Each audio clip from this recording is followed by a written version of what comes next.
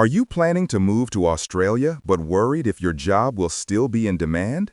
With major changes expected in the skilled occupation list, your future could depend on what's coming next. Stay with us to find out which careers are rising, which are at risk, and how to position yourself for a successful visa in 2025 and beyond. Thinking about moving to Australia on a skilled visa? Then this video is exactly what you need. The skilled occupation list is changing, and those changes could seriously affect your visa options. In the next few minutes, we'll cover the latest predictions, which occupations might be added or removed, and how you can prepare to boost your chances. Whether you're in healthcare, tech, education, engineering, or trades, this update could shape your future. And if you're serious about staying up to date on Australia visa news, make sure to like this video, subscribe to the channel, and drop a comment below with your occupation. Let's see if it's on the list. Today, we're talking about Australia's skilled occupation list predictions and what that could mean for your visa prospects. In this update, we'll explore current trends, what experts are expecting to change, which occupations may be added or removed, and how you can prepare to increase your chances of success. So let's jump right in. Over the last few years, the Australian government has been using the Skilled Occupation List, SOL, as a major tool for shaping migration policy. This list determines which occupations are in high demand, and it's used for several visa pathways, including skilled independent visas, employer-sponsored visas, and regional skilled migration. Changes to the SOL affect thousands of applicants each year. What we know now is that demand in certain sectors is growing due to economic shifts, technology development, aging workforce, infrastructure expansion, and public health priorities. These forces are shaping expectations about which occupations might move up, which might be cut down, and which will stay stable. First, let's consider sectors likely to see increases in demand. Healthcare continues to be a strong one. Australia is facing an aging population, particularly in rural and regional areas, which leads to increasing need for aged care workers, allied health professionals, mental health services, and general practitioners. Occupations like physiotherapists, occupational therapists, speech pathologists may see more weight. Nurses, especially specialized roles like intensive care, neonatal, and community health nurses, are expected to remain critical. Public health administration, especially roles related to disease prevention, epidemiology, and health data analysis, are likely to grow. The pandemic underscored how important these roles are. Roles involving telehealth, remote health provision, and health technology integration are also expected to see more recognition in skilled lists. Technology and digital transformation are another strong trend. Software development, cybersecurity, data analysis and data science, artificial intelligence and machine learning specialists, cloud computing engineers, DevOps roles, its systems architects, all of these are likely to remain high on demand. Automation and robotics may also lead to roles in industrial automation engineers and robotics technicians being more considered. In infrastructure and construction, we can expect some changes. Australia has made commitments to renewable energy, sustainable infrastructure, and major civil engineering projects. Occupations like civil engineers, structural engineers, electrical engineers with renewable energy experience, environmental engineers, project managers with infrastructure skills may get priority. In addition, tradespeople such as electricians, plumbers, carpenters, welders, and heavy vehicle mechanics for mining and transport sectors are often in demand, especially in regional areas. In agriculture and food processing, there might be moderate growth. Australia's agricultural sector is affected by climate change, labor shortages, and international demand. So skills in agronomy, agricultural science, food technology, veterinary science may be more valued. Roles in biosecurity and quarantine, plant health, and food safety could be more relevant. Education is another area to watch.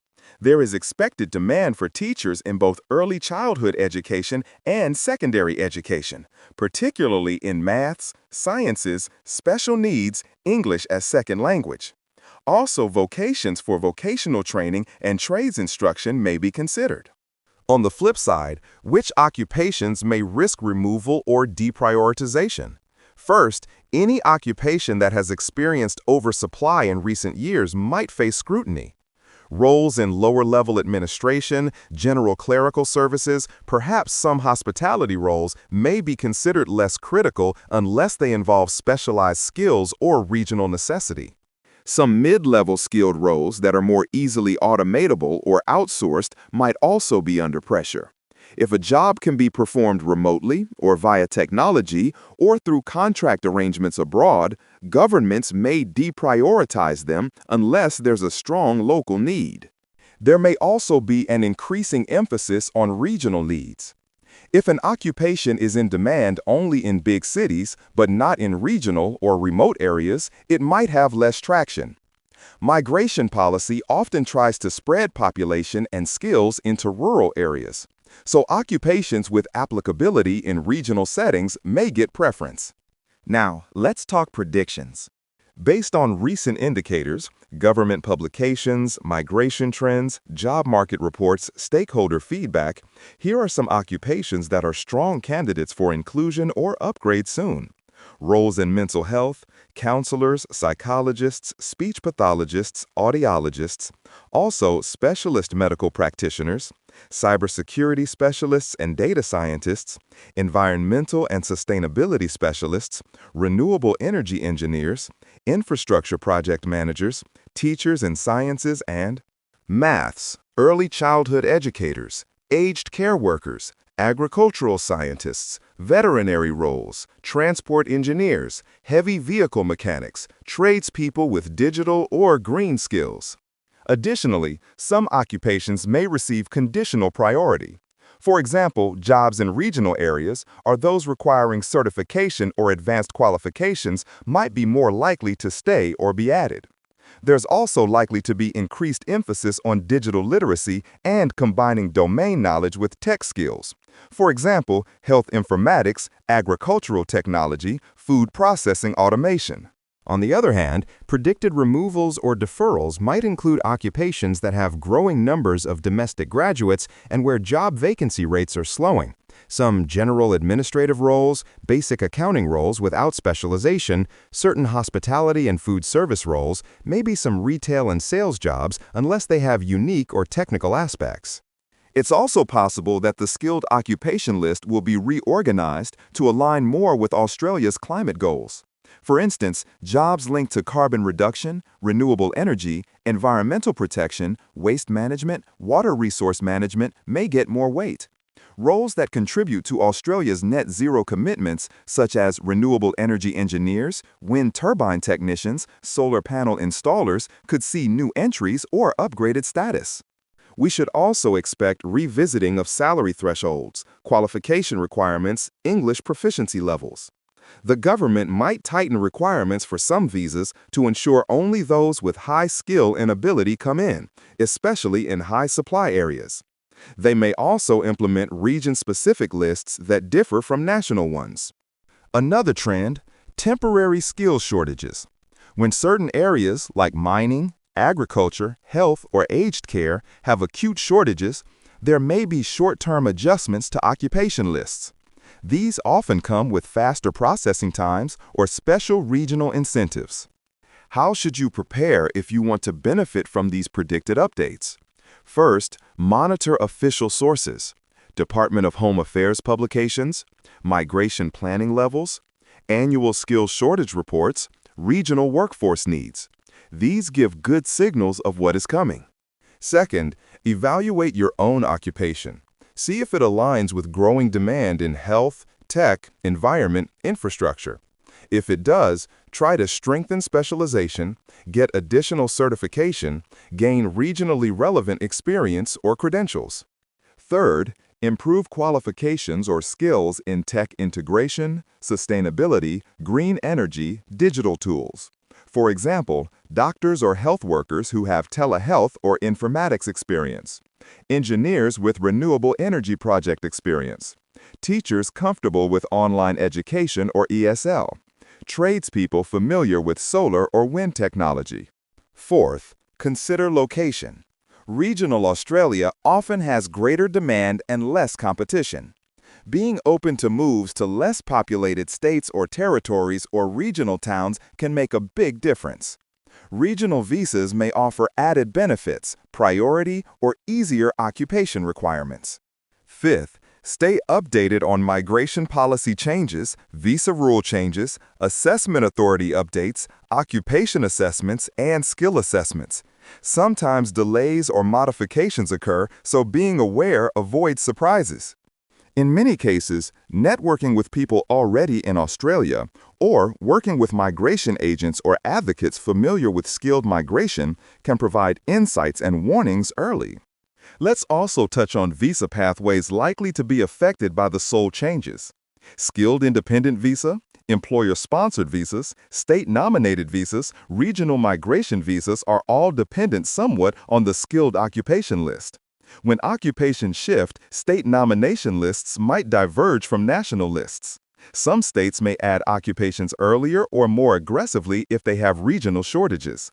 Also, visa processing times might change. If demand surges for certain occupations, backlog may increase, or the government may allocate more resources and have faster processing. Likewise, fee structures might be adjusted or priority given for occupations in critical sectors. Cost of living and settlement factors shouldn't be overlooked. Even if an occupation is included, getting work, licensing, and registration can present challenges, especially in health or teaching. For international applicants anticipating visa changes, it's beneficial to research recognition of credentials, required exams, bridging courses, cost of licensing. Case studies or examples help. Take nurses. Registered nurses have long been on lists, but there may be increasing demand for specializations like midwifery, critical care, mental health.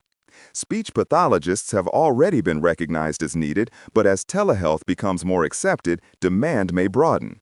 Similarly, in tech, cybersecurity roles used to be niche, but now government, critical infrastructure, defense are pushing for higher standards and more personnel.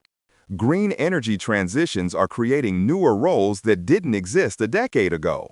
Wind turbine technicians, solar installation specialists, environmental impact assessors. One more nuance: domestic education trends.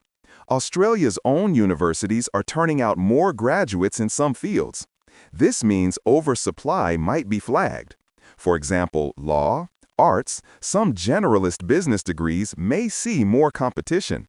For occupations with growing numbers of qualified applicants but low job openings, priority may shift away unless they have specialization or regional designation. Also, immigration policy is a political issue. Government budget planning, public opinion, economic performance, public health emergencies all play into how lenient or strict the migration rules are. For instance, during economic downturns or when unemployment rises, governments often restrict visa quotas. This can influence which occupations are considered high priority. During boom times, shortages become more pressing and lists can expand. So what might be special for 2025-2026 cycle? Predictions include a stronger tilt towards environment and sustainability roles, more digital and tech-related occupations being baked in, more health specializations, more attention to regional shortages, and perhaps stricter requirements in some oversupplied occupation areas. There might also be a shift toward occupation lists that differ state to state, giving more power to states to nominate or promote occupations based on local labor needs. If you're watching this, thinking of applying, here are action items. Research your occupation now. See its current status on the skilled occupation list. Find out if your role has any indicators of increasing demand. If not, see if you can acquire additional skills, specialization, or credentials. Consider moving to regional Australia. Keep track of updated government lists and announcements. Prepare documentation well ahead. If you can, work with others who have successfully navigated the visa process. Also, budgeting is important. Migration isn't just about the visa fee. There are costs of skills assessments, certification, translations, medical checks, possible bridging courses, moving and settling in Australia. Planning financially will reduce stress if things change. Finally, manage expectations. Inclusion in the occupation list doesn't guarantee visa approval. Other factors like age, English proficiency, work experience, sponsorship or nomination, point score, health and character requirements also matter. Sometimes being just outside the cutoff on points can delay or block visa. To wrap up, the skilled occupation list in Australia is likely to evolve in ways that reflect global and domestic priorities: health, technology, environment, infrastructure, regional development. Some occupations will gain priority, others may face removal or stricter requirements. If you align your skills, gain relevant experience, focus on specialization and regional demand, you'll be in a stronger position. Thanks so much for watching. If you got value from this video, hit that like button. Subscribe for more detailed visa updates, and don't forget to turn on the bell so you're first to know when new info drops. If you've got questions or if your job is on the skilled list, share it in the comments. We read every one. The Australian skilled migration process can be challenging, but with the right info and preparation, you can stay ahead. Good luck on your journey, and we'll see you in the next video.